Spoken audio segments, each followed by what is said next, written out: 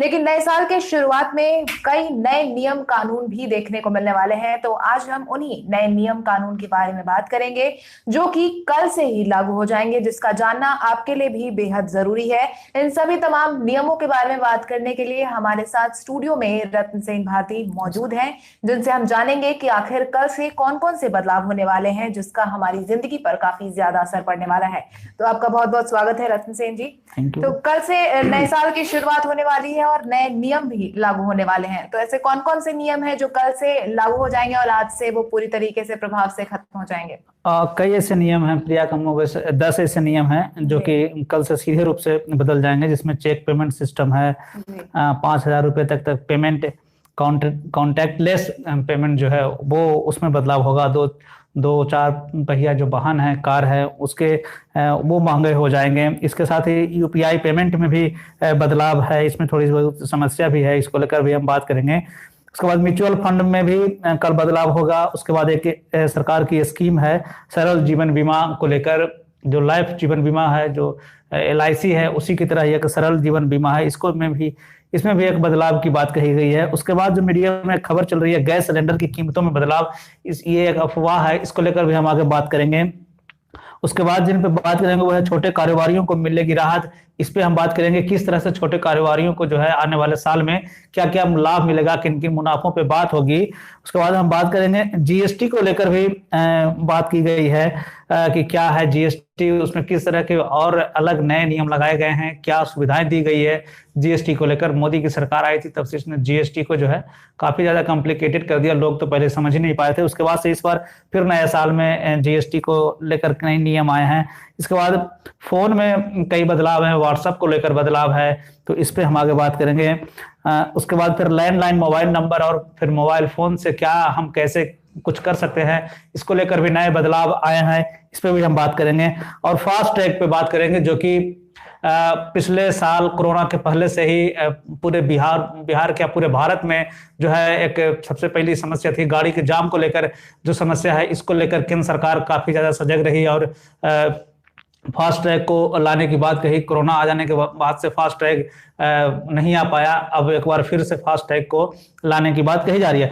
तो एक एक करके हम विस्तार से जानेंगे प्रिया कि आखिर क्या है, कल क्या क्या नई चीजें जो है हमारे जीवन में बदल जाएगी, किन किन चीजों में हमें बदलाव की जरूरत होगी जब हम ऑफिस या फिर कहीं उन सरकारी जगहों पे जाएंगे जहां ये नियम लागू हो रहे हैं, वहां जाने के बाद हमें वो चीजें नहीं करनी पड़े या फिर कुछ और उसके अलावा हमें नया करना पड़े। तो इन सब चीजों में जो है बदलाव किया गया। सबसे पहले हम बात करेंगे चेक पेमेंट सिस्टम की। तो जो चेक पेमेंट सिस्टम है उसमें जो सबसे जो पहला बदलाव है वो ये है कि 50,000 से ज्यादा रुपए तक का अगर आप चेक अगर डिपॉजिट कर रहे हैं, अगर दे रहे हैं, तो उसमें आपको चेक के साथ ही आपको वो सारे एड्रेस देने होंगे जो आप पहले तो दे ही रहे थे। उसके बाद आप फिर से उनको पूरा एड्रेस देना होगा, आपको अपना एड्रेस देना होगा उसमें, और वो लिखित रूप में आपको जमा करना होगा। यानी कि पॉजिटिव पे सिस्टम के तहत जो है अब आपका जो चेक भुगतान का नियम है वो उस हिसाब से किया जाएगा। 50,000 का चेक अगर आप जारी करते हैं तो उसके लिए बैंक आपसे दोबारा, पहले तो आप सारी जानकारी देते ही हैं, लेकिन दोबारा बैंक, ताकि इससे फ्रॉड रुक सके, क्योंकि बहुत बार ऐसा देखा गया है कि गलत चेक आ जाता है या फ्रॉड बहुत ज्यादा बढ़ गया है चेक लेन देन में। उसी चीजों को रोकने के लिए चेक भुगतान के नियमों में बदलाव कर दिया गया है और 50,000 तक के पेमेंट अगर आप करते हैं, 50,000 तक का चेक जारी करते हैं, तो आपको सारी इंफॉर्मेशन दोबारा से बैंक को देनी होगी। हाँ, उसमें जो जानकारियां देनी होगी, उसमें बेनिफिशियरी का नाम, जिसके नाम से वो होगा, उसके बाद फिर अकाउंट नंबर, कुल अमाउंट देना होगा उसमें, और फिर बैंक, और उसके अलावा जो जो जानकारी आपसे चाहेगी उन सारी जानकारियां आपको वहां पे देनी होगी। इससे पहले हम आगे बढ़े तो फिर जितने भी हमारे जो व्यूअर्स हैं सबसे पहले हमारे चैनल को सब्सक्राइब करें। और नए साल की शुरुआत होने वाली है, आपका ये साल कैसा रहा, आप अपने अनुभव हमें कमेंट करके बता सकते हैं। उससे पहले तब तक हम आपको कल से जो नियम लागू होने वाले हैं उसको लेकर तमाम तरह की जो भी जानकारी अभी तक आई है उससे आपको रूबरू करवा रहे हैं। तो अगला जो हुआ है वो है कॉन्टैक्टलेस कार्ड लेन देन की सीमा, इसको जो है वो अब बढ़ा दी गई है। हाँ, तो ये जो है पहले प्रिया ये 2,000 रुपये थी, उसको अब जो है 5,000 रुपये कर दी गई। तो इसको ऐसे समझें कि आखिर ये 2,000 से 5,000 रुपये क्यों कर दी गई और उसको अभी क्यों की गई। तो इसकी जो सबसे पहली जो चीज है और जो सबसे पहले जो जरूरत के रूप में लोगों को महसूस हुआ कि इसे करना चाहिए वो है कोरोना महामारी। इसको लेकर सबसे ज्यादा केंद्र सरकार और सारी सरकारें जो है, राज्य सरकारें भी इस ओर ध्यान दे रही है कि किस तरह से हम ई पेमेंट की सुविधा जो है लोगों को दे सकें, जिससे कि वो कैश से लोग बच सके और एक दूसरे से हैंड टू हैंड ट्रांजैक्शन का जो मामला है उससे बच सके। इसी को लेकर इस स्कीम को लाया गया। इसमें पहले 2,000 रुपए तक का हम पेमेंट कर सकते थे बिना पिन के दिए हुए, बिना किसी प्रकार की और भी जानकारी कि हम 2,000 रुपये ट्रांसफर कर सकते थे। लेकिन अब जो नई कल से लागू हो जाएगी, नई स्कीम जो लागू हो जाएगी, उसमें हम एक साथ 5,000 रुपये जो है जमा कर सकते हैं कॉन्टैक्टलेस बेसिस पर। ठीक है, फिर अगला जो है वो हम बात करेंगे व्हाट्सएप चुनिंदा फोन पर काम करना जो है वो कल के यानी कि 1 जनवरी से कई सारे ऐसे मोबाइल फोन्स हैं जिस पर व्हाट्सएप काम करना बंद कर देगा।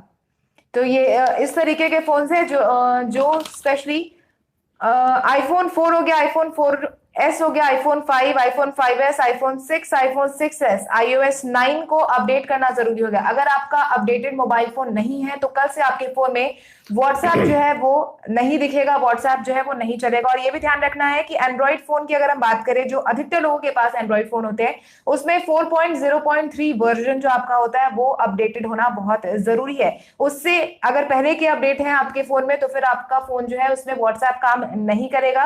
और अगर आप चाहते हैं कि आपका व्हाट्सएप काम करे तो आपको जल्द से जल्द अपना फोन जो है वो उसको अपडेट करने की जरूरत है। और अपडेट करने के लिए आप अपने फोन के सेटिंग में जाएंगे, वहां आपको अपडेट का ऑप्शन मिलेगा, वहां जाके आप आसानी से अपने पूरे सिस्टम को अपडेट कर सकते हैं, जिसके बाद आपका फोन और स्पेशली आपका व्हाट्सएप जो है पहले की तरह चलता रहेगा। इसके बाद हम बात करेंगे कार के दाम बढ़ने वाले हैं अगले साल से, कल से ही ये नियम लागू हो जाएंगे। हाँ प्रिया, कल से जो है कार के दाम मतलब महंगे हो जाएंगे। जैसे ही लॉकडाउन खुला था तो हमने देखा था कि किस तरह से 2 पहिया वाहन और 4 पहिया वाहन दोनों की बिक्री में जबरदस्त वृद्धि हुई थी। और ये सेक्टर जो है एकाएक सबसे ज्यादा तेजी से ग्रो करने वाला सेक्टर हुआ था लॉकडाउन के बाद से, लोगों ने खूब खरीदारी की।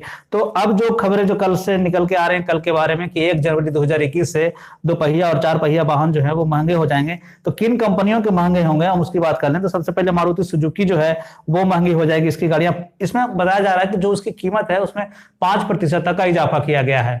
तो अब जो गाड़ियां जो है उसमें 5% तक के मुनाफे के साथ आप मतलब महंगी गाड़ियों के साथ आप खरीद सकते हैं। उसमें सबसे पहले जो है मारुति सुजुकी है, उसके बाद निसान है, Renault India, Honda cars, Mahindra and Mahindra, Force India, इन सब की गाड़ियां जो है आप 5% महंगी हो गई है कल से, यानी कि 1 जनवरी 2021 से ये गाड़ियां महंगी हो गई। उसके साथ ही BMW इंडिया की गाड़ी जो है वो भी महंगी है, ऑडी जो है वो भी महंगी हो गई है, MG मोटर्स, फॉक्सवैगन की जो कंपनी की जो गाड़ियां हैं वो भी महंगी हो गई है। तो इस तरह से हम देख रहे हैं कि और बाइक में जो है स्कूटर्स, मोटोकॉप्स, मतलब मोटरसाइकिल और स्कूटर की भी जो गाड़ियां हैं ये भी सारी कंपनियां जो है अब 5% महंगाई के साथ कल से हम खरीद सकते हैं। अगर खरीदारी कल अगर करनी है तो आप 5% महंगी गाड़ियां खरीदेंगे। तो 1 जनवरी से जो है हमने अब तक देखा कि 2 ऐसे बदलाव जो हैं वो हुए हैं। उसमें एक बदलाव ये है कि कल से 2 पहिया और 4 पहिया वाहन जो है वो महंगे हो जाएंगे, 5% की फीसदी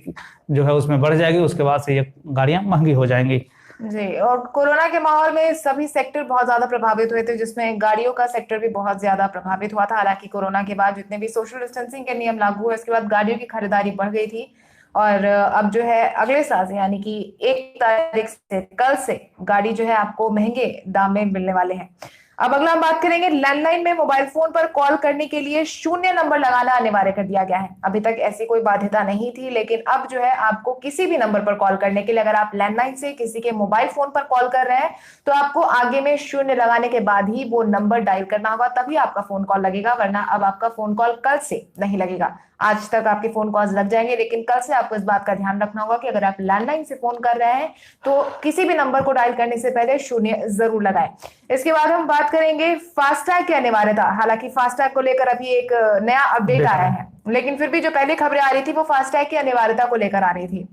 हाँ, तो फास्ट ट्रैग को लेकर जो खबर अभी जो आई है उसमें ये है कि कल से ही जो है, यानी कि 1 जनवरी 2021 से फास्ट टैग सारी गाड़ियों में, यानी कि 4 व्हीलर गाड़ियों में लगाना जरूरी था।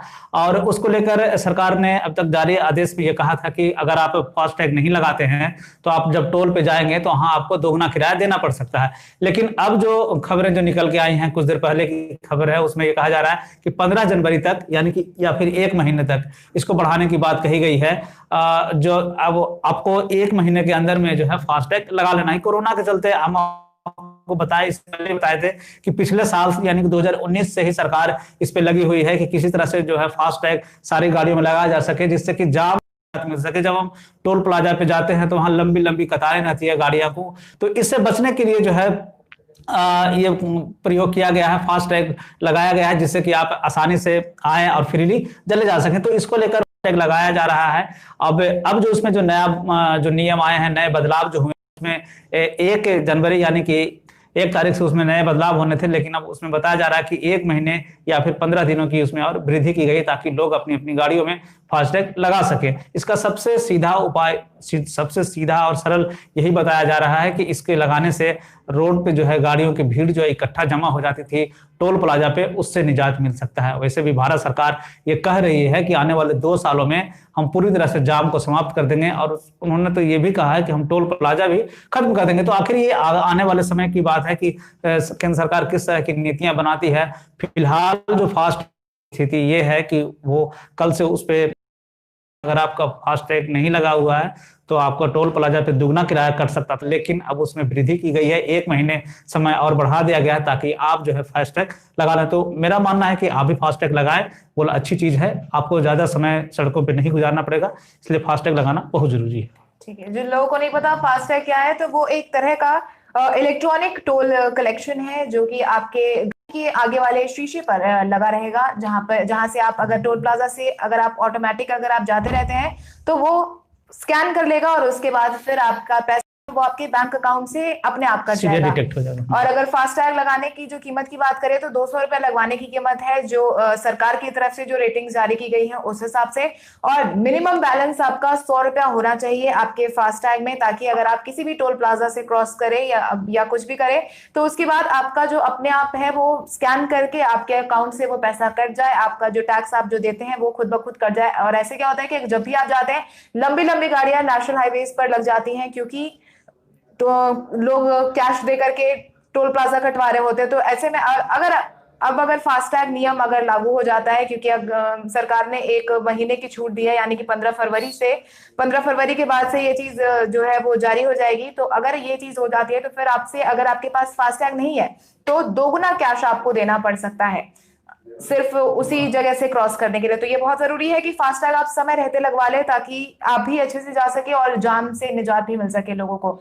इसके बाद जो बात हुई है वो सरल बीमा पॉलिसी जो है वो लॉन्च होने वाली है कल से। ये क्या है रंजन जी? हाँ, तो सरल बीमा पॉलिसी जो है ये भी एक तरह की पॉलिसी है, जो कि जिस तरह से LIC हमारे यहाँ काम करती है, जैसे LIC का टैगलाइन है जीवन के साथ भी जीवन के बाद भी, तो उसी तरह की पॉलिसी के साथ ये काम करती है सरल बीमा पॉलिसी। सरल बीमा पॉलिसी जो है, ऐसे अमूमन जितनी भी पॉलिसियां हम करवाते हैं या करते हैं उसके बारे में हमें बहुत जानकारी नहीं होती है, क्योंकि उसकी भाषा अंग्रेजी होती है, उसके टर्म एंड कंडीशन बहुत सारे होते हैं। जब हम पॉलिसियों को अप्रूव करते हैं हम अपने लिए कि ये पॉलिसी हमारे जीवन के लिए रक्षक हो सकती है, जब हमें किसी तरह की दुर्घटना में फंसते हैं तो ये पॉलिसी हमें मदद करेगी, इन सब सारे पॉलिसियों के बारे में हम जानते नहीं हैं, ना हम पढ़ पाते हैं। लेकिन ये जो पॉलिसी है ये बताती है कि आप एक तो इसकी भाषा मल्टीलैंग्वेज होगी, आप जिस भाषा में इसको पढ़ना चाहें पहले तो आप उसको पढ़ सकते हैं। इसके साथ ही इसके पैरेलल में जितनी पॉलिसियां चल रही है वो सारी पॉलिसियों के बारे में आपको बताया जाएगा कि ये पॉलिसी है। इन सारी पॉलिसियों में से आपको जिस भी पॉलिसी पे आपको चाहिए लगता है कि हमें ये पॉलिसी हमारे भविष्य के लिए सही हो सकता है, तो इन पॉलिसियों को लेकर सरल बीमा पॉलिसी जो है लागी गई है। ये कल से जो है ये पॉलिसी एक्टिव हो जाएगी। इसमें बताया गया है कि 25 लाख रुपए तक का जो है आप एक साथ एक बार में पॉलिसी करवा सकते हैं, और इसकी जो उम्र सीमा है वो 18 वर्ष से 65 वर्ष रखी गई है। इसके साथ ही एक कंडीशन भी है कि आप अगर पैसे लगातार जमा कर रहे हैं इसमें तो आप 70 वर्ष तक जो है इसमें आप पैसे जमा कर सकते हैं। तो सरल बीमा पॉलिसी जो है एक LIC की तरह एक बीमा कंपनी है, एक बीमा पॉलिसी है जो कि केंद्र सरकार की तरफ से लाई गई पॉलिसी है, और ये कल से जो है एक्टिव हो जाएगी। तो ये पॉलिसी जो है आम लोगों के लिए कितनी मददगार साबित होगी और कितनी सहूलियत भरी होगी, कितना आसान होगा। क्योंकि पॉलिसी के साथ जो सबसे बड़ी समस्या यही है कि उसके टर्म एंड कंडीशन जो है आम लोगों के समझ में नहीं आते हैं और वो सीधा उसके फॉर्म पे सिग्नेचर करते हैं। ये पॉलिसी ये कहती है कि आप जो है सबसे पहले उसके पैरेलल में जितनी चलने वाली पॉलिसियां हैं वो सारी कंपनियों की आगे किस तरह से आपके जीवन में सहायक होगी, इन सब चीजों पे वो बात करते हैं। तो सरल बीमा पॉलिसी जो है केंद्र सरकार के द्वारा लाई जा रही पॉलिसी है और ये कल से यानी कि 1 जनवरी 2021 से एक्टिव हो जाएगी। जी, इन सभी के बीच में एलपीजी सिलेंडर के दाम को लेकर भी बहुत सारे कैटगरी लगाए जा रहे थे। हालांकि पीआईबी की रिपोर्ट में ये साफ हो गया है कि ऐसा कुछ भी नहीं होने वाला है। पहले जो नियम सोशल मीडिया पर तेजी से फैल रहे थे कि एलपीजी सिलेंडर के दाम जो है वो हर महीने बढ़ने वाले हैं, लेकिन अब पीआईबी की जो ताजा रिपोर्ट आई है सामने, उसमें यह साफ तौर पर कह दिया गया है कि ऐसा कोई भी नियम सरकार ने अपनी तरफ से नहीं बनाया है और ऐसा कुछ भी नहीं होने वाला है कि हर महीने आपके सिलेंडर के दाम बढ़ेंगे। तो परेशान होने की कोई जरूरत नहीं है। जहां भी अगर आपने ये सुना होगा कि ऐसा कुछ होने वाला है, ये बिल्कुल गलत है। पीआईबी ने अपनी तरफ से फैक्ट चेक कर दिया है। इसके बाद भुगतान और गूगल पे वेब ऐप को लेकर के भी अपडेट्स आए हैं। तो इसको लेकर जो समस्या है उसमें ये बताया जा रहा है कि यूपीआई को लेकर जो कहा जा रहा है कि इसमें जो थर्ड पार्टियां जो है जैसे पेमेंट को लेकर है वो किस तरह से आम लोगों के पैसे कितने कमीशन लगाएगी। थर्ड पार्टी का मामला है इसमें यूपीआई में। इसमें पेटीएम हम करते हैं, गूगल पे करते हैं, तो गूगल पे जो है हम पे कितना पैसे ट्रांजैक्शन करने को लेकर कितने कमीशन लगाएगा, इसको लेकर अभी कोई आधिकारिक सूचना जारी नहीं हुई है। लेकिन अब तक जो है ये कहा गया है कि national payment corporation of India यानी कि एनपीआई की तरफ से एक गाइडलाइन जारी किया गया है जिसमें यह कहा गया है कि वो जो थर्ड पार्टियां होगी उस पर 30% तक का जो है कमीशन लगाया गया है। तो अब ये इसमें क्लियर नहीं हुआ प्रिया कि अभी जो है थर्ड पार्टियों पे जो है वो 30% तक का किराया देना होगा, उनको टैक्स देना होगा। उसके बाद वो आम यूजर्स जो है जैसे हम लोग हैं तो हम लोग पे वो कंपनियां कितना लगाएगा, इसको लेकर अभी कोई आधिकारिक जानकारी या आधिकारिक पुष्टि नहीं हुई है। तो इसको लेकर अभी कुछ भी कहना जल्दबाजी है, लेकिन मीडिया में ये खबरें बहुत तेजी से चल रही है कि ये जो है आम यूजर्स के लिए इसका किराया बढ़ सकता है, बढ़ भी सकता है, नहीं भी बढ़ सकता है। तो अभी तक इसमें कोई वैसी बात नहीं सामने आई है। जी, अब आगे जो हम बात करेंगे वो है जीएसटी पंजीकृत लघु इकाइयों के बारे में। इसमें कौन कौन से बदलाव आए? जीएसटी में क्या था क्या?